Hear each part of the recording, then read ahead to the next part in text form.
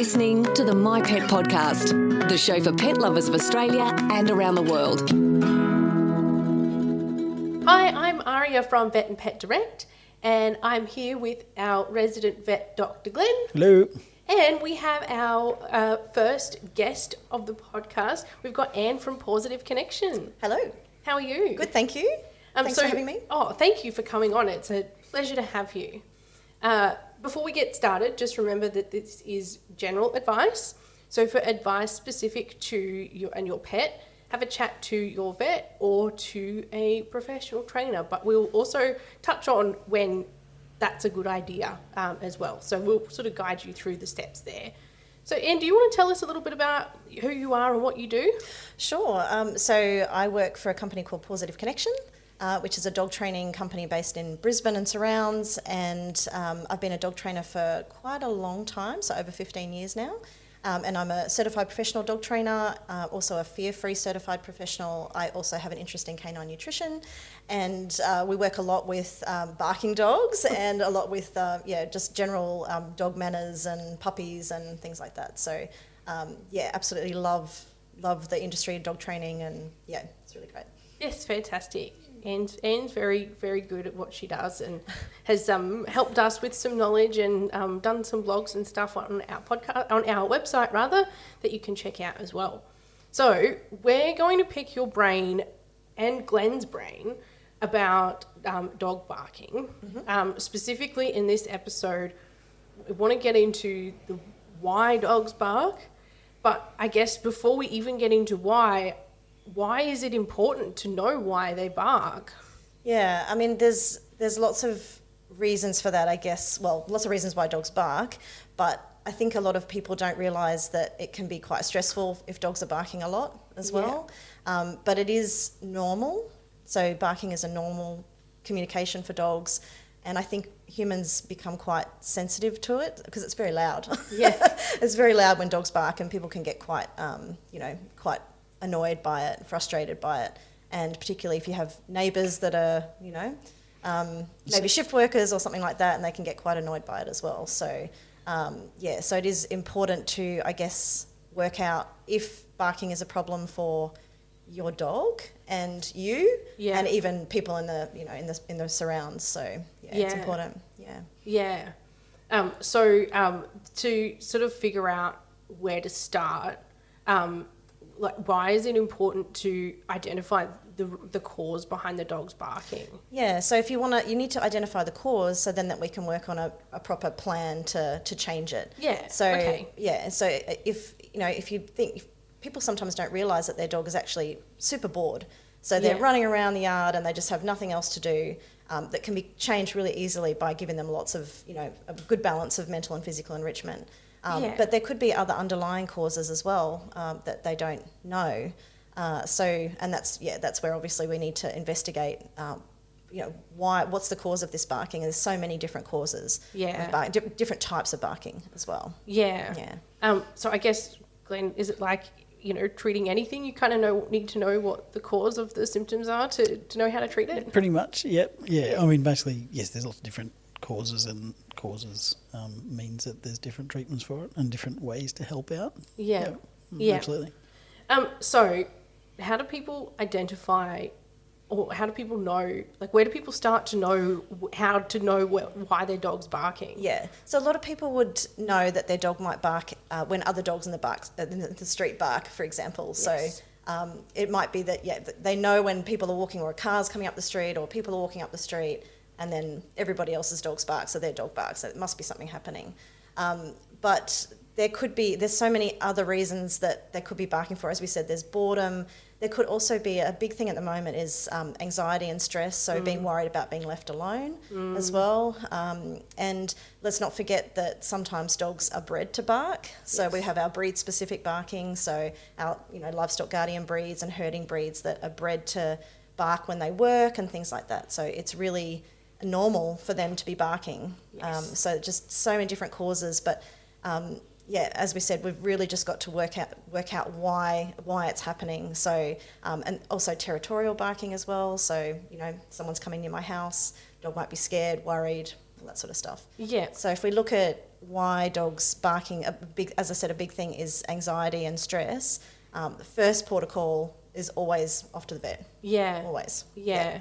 Yeah, just to see, if there's something that they can, obviously help them with, if there's a physical issue as well. So Yes. dogs may be in pain as well, that can cause barking too. Yep. Could be cognitive decline if they're older dog, they started barking just suddenly for, people think for no reason, but the dog's maybe over 10 or 11 or 12 years old, so they're quite, that can definitely be a symptom of that. Yep, cognitive absolutely. decline. And just old dogs going deaf as well. They seem to Definitely. love the sound of their own voice because they're used to bark a couple of times and the dog next door used to bark and they'd know, yep, you're still there and that's it. Okay, I've checked in and I can shut up now and Yeah. I can't hear them anymore, so I just boop, boop, boop, Keep going. boop, boop, boop. Yeah. And it's because they can't hear anymore or their hearing's reduced. So, there's lots of physical things that can be going on. Yeah. And I think people can tell, they know the type of barking. I know with my dogs, I know if there's somebody there or arriving at my house because it's a different type of bark than if,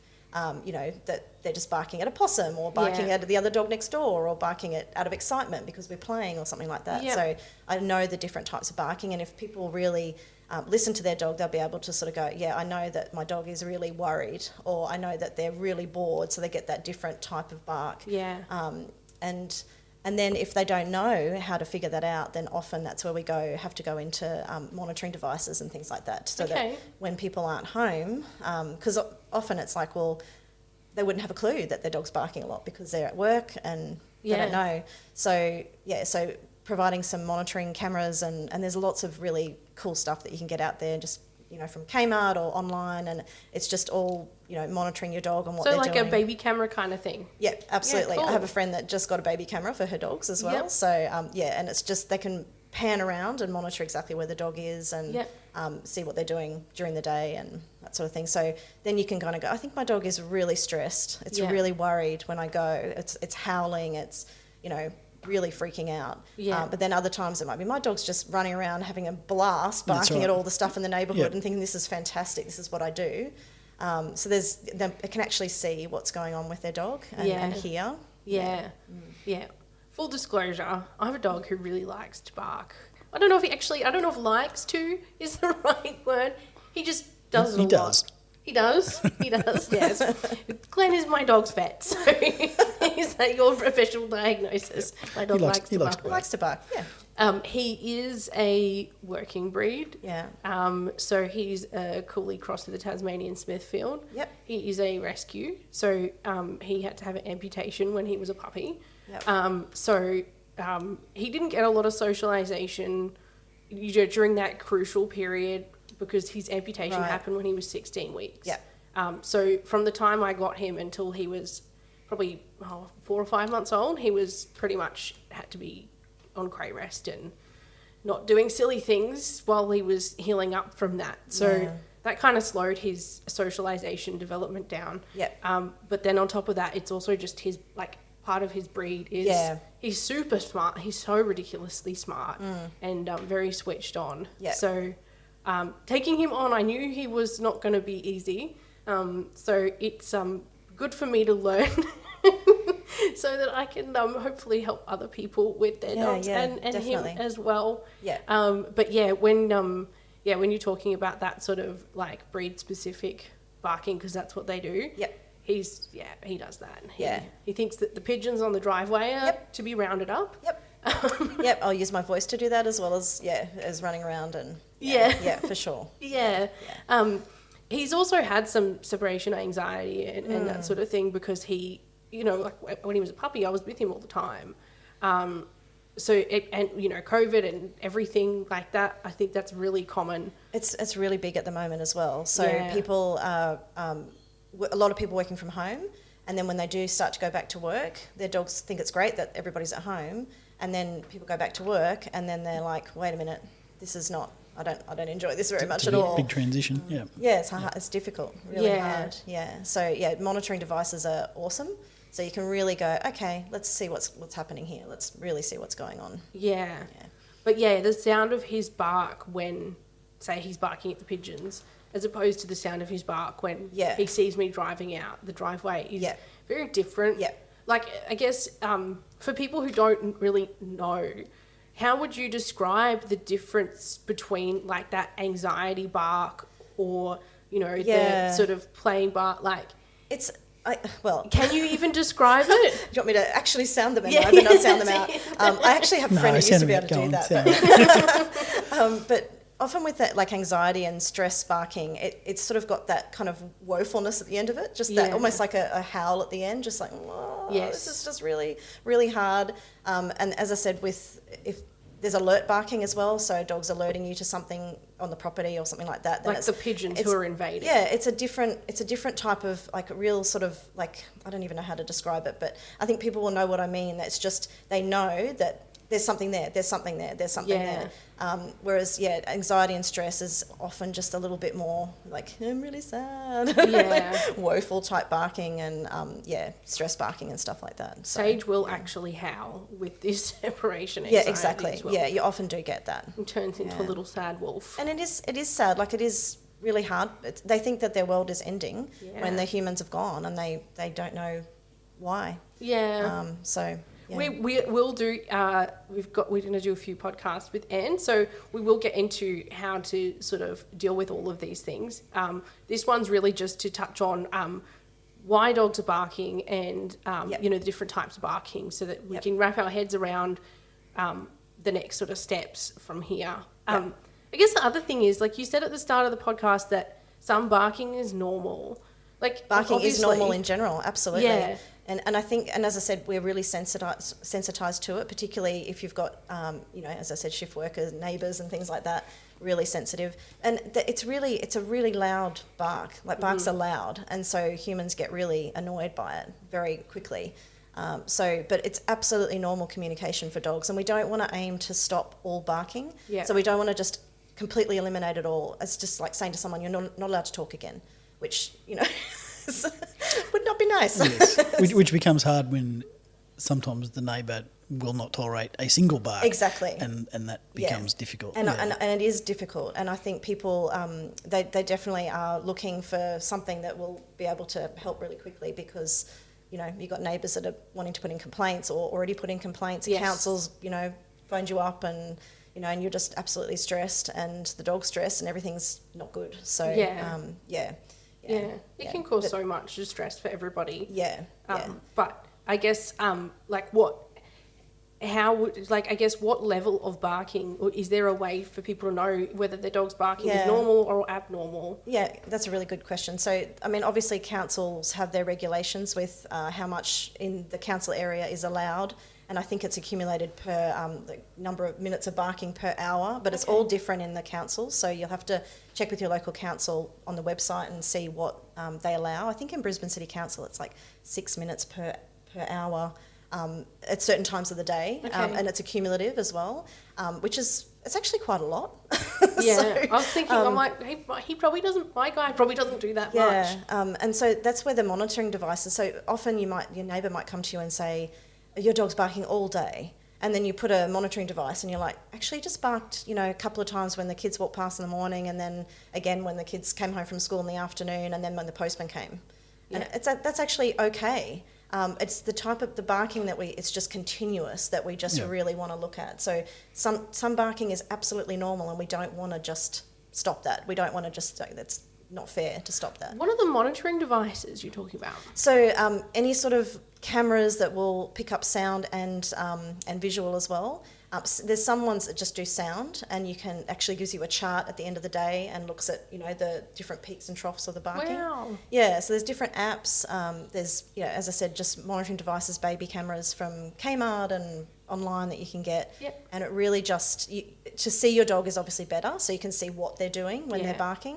But actually just monitoring what is going on. So whether you have it pointed in the backyard or in the house or wherever you keep your dog, then it's gathering that information is super important, because then you can, and then even if you don't have a complaint against you, if you do get one, you can go back to the council and your neighbours and say, this is the monitoring over the week. This is what my dog has been doing. I've got actual records of it here. Yeah. And then the council says, oh, that's fine, that's not a problem. And then, or you could go, oh, that's a problem. Yep. So, And occasionally it's your neighbours complaining about your dog, but it's actually the dog down here that's Yeah. barking, and your Yep. dog's the one in between, or in apartments. Yep. Where people live in apartments, like the people downstairs are complaining about your dog, but it's the dog the next floor up that's doing the barking. Yeah. Yeah. So you have to find out what's going on with your dog. Yeah. Yeah, okay. Yeah, definitely. So let's just quickly touch on, we've quickly gone over them, but let's just quickly touch on the different types and reasons there are for barking. Okay. Or some of them. So you talked about anxiety. Yep. So separation anxiety. Yep.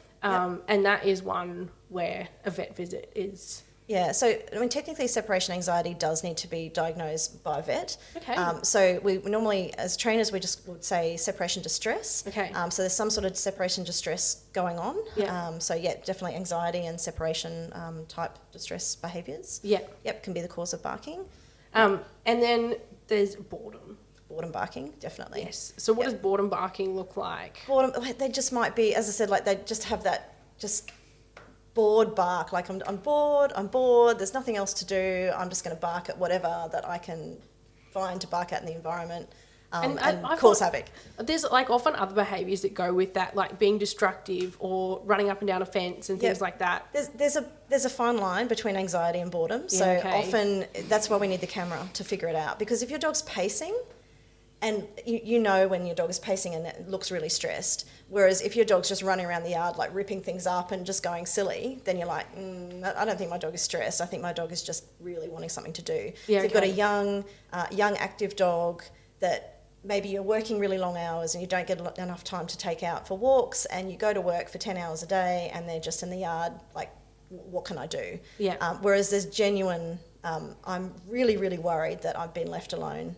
And you can get overlap, so you can get dogs that are really worried being left alone. You can get them being destructive and them like pacing up and down and doing things like that. So that's why we really need the camera on them to really look at them and go, I don't think that dog's stressed. I think it's just just bored. Sometimes they just chew up the couch just for fun, and sometimes they try and chew through the wall because they're really stressed. Really stressed. Yeah. Yes. Yeah. Yes. Or vice versa. Yeah. Yes. And any sort of destructive behaviour. I mean, I often say to people, leave your dog with cardboard boxes and things to rip up and get into. But if you're getting dogs that are, well, first of all, destroying the house, so the walls and doors, and injuring themselves, that is, absolutely, very sad. So we really need to refer to a vet for that. Yeah. And look at further intervention for a dog that's doing that sort of stuff. But Yeah. if they're bored, it's more likely to be just ripping stuff up in the yard and gathering things out of the garden and just kind of just causing havoc and things like that. Yeah.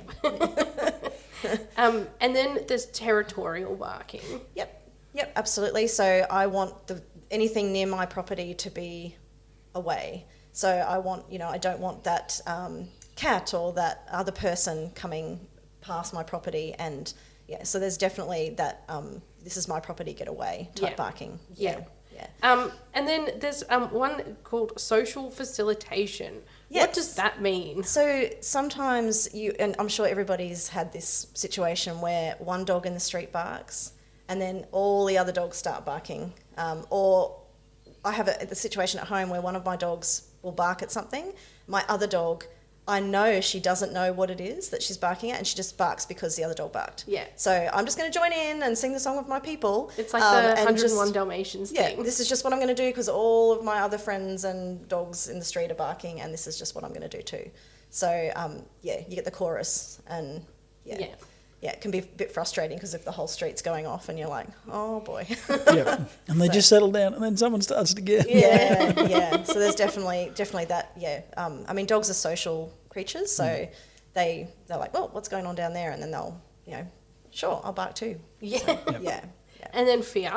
Fear barking, yep. Often, so it can sometimes be overlapped a bit with territorial barking, but it's a worry that there's something there that is worrying them, concerning them. So it could be that someone has come into the property and they're barking to get it to go away, get the person to go away, or it can just be barking at something in the environment that is scary to them. So it could be a hot air balloon that's going over the top, like that happens quite a bit.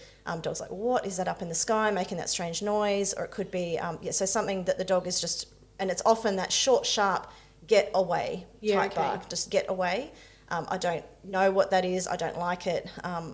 Maybe it's gosh, it could be a snake or something like that the dog is just like, get away. So I want to create distance. I want you to move away from me. So it's often a short, sharp bark. And that type of barking, you can definitely, I know with my dogs, if there's something there that I think, what is there, what's going on? Because I know that there's more of an urgency in the bark. So it's just, you know, well, there's something there. Yeah. So, Yeah. And for some dogs, like storms come into that as well, like the storm barking sort of things. I mean, most of them are for short duration stuff, because the thing I'm afraid of isn't there for very long, unless it's the house next door getting renovated and you're barking at a nail gun for 3 months or something. That's a bad thing. Yeah. Actually, that's another thing, is that if your neighbours are they're renovating or there's something happening next door, and often your dog can only see the people's heads or someone on the roof, and that's scary. Someone on the roof of a house next door is like, what is that?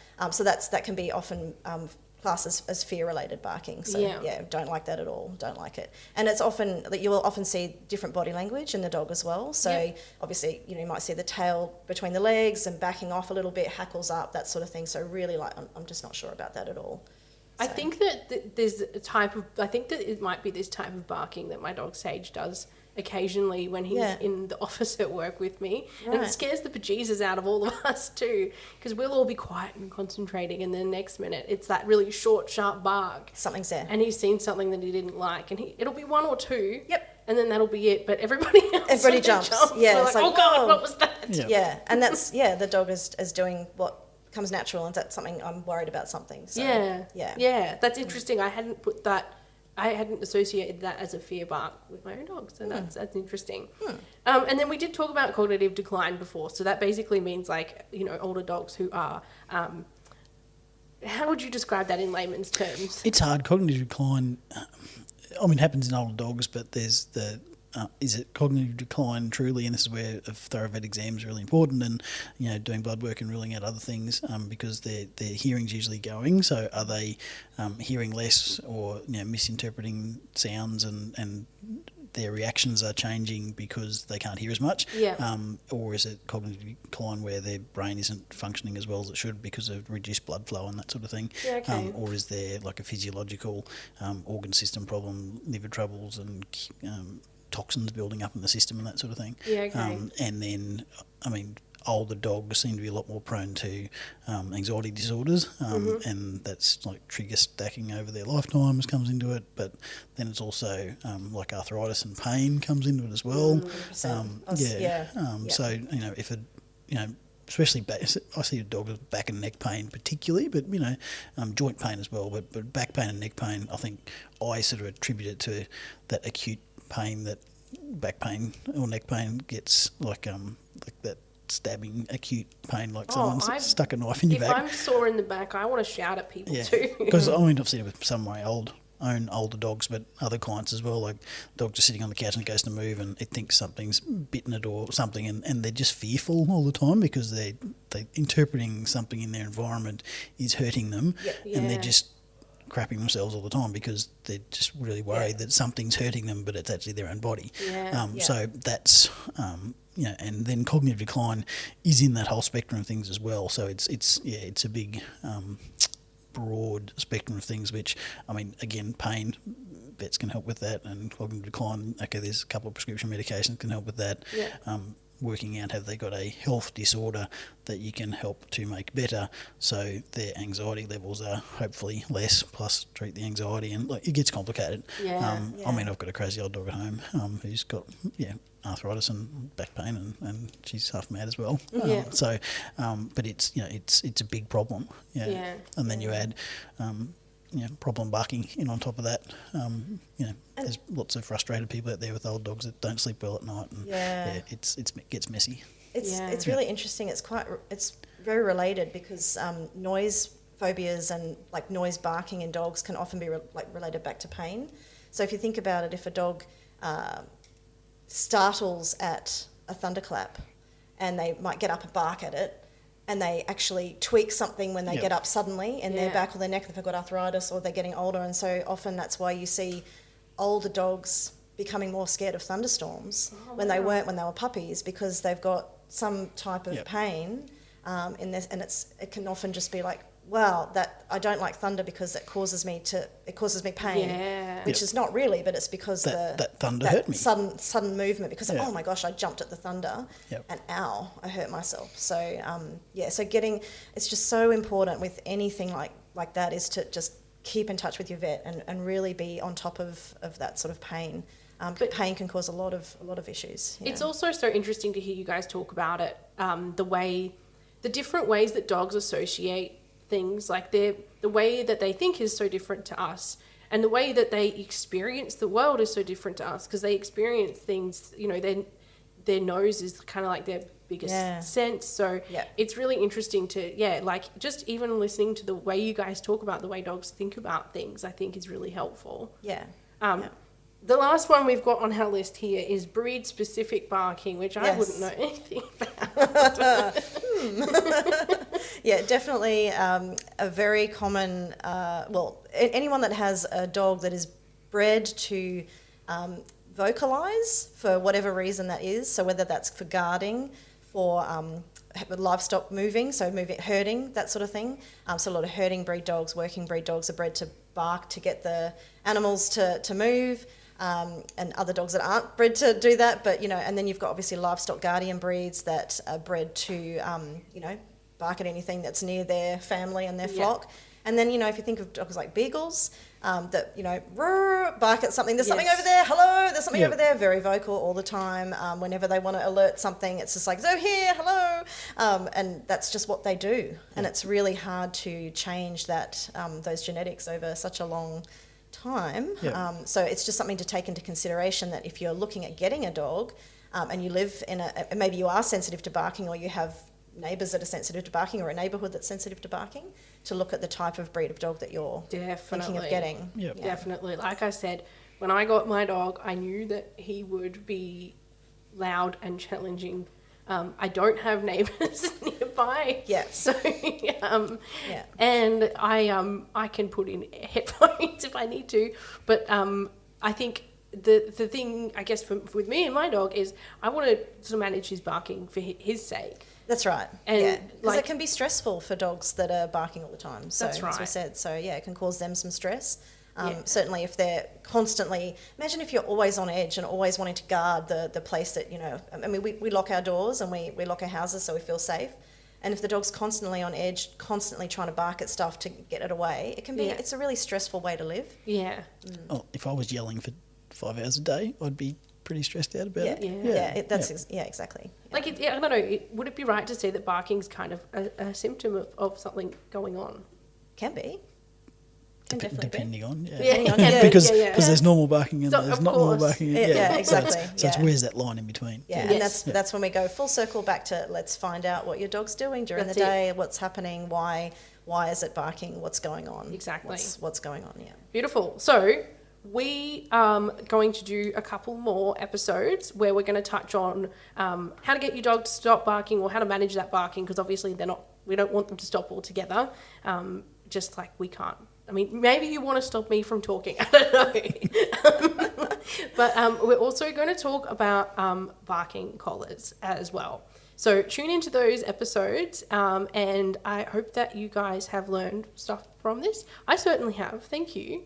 You're welcome. Thanks for sharing your wealth of knowledges with us. It's awesome. Awesome. Thank you. Thanks, guys. Bye. Bye.